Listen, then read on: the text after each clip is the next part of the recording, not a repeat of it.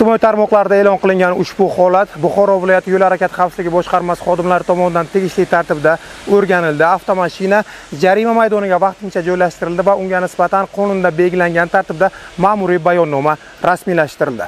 Qadrli fuqarolar, yo'l harakati qoidalariga doimiy rioya qiling. Zero yo'l qoidasi umr foydasi. Instagram platformalariga ko'rib, biz ham shu ishni qildik. Mumkin emasligini bilmagan edik. Keyin profilimizga joyladik, videoga oldik. Mumkin bo'lmagan shu manyovrlarni qildik. Undan keyin doimiy yo'l harakati qoidalariga rioya qilamiz.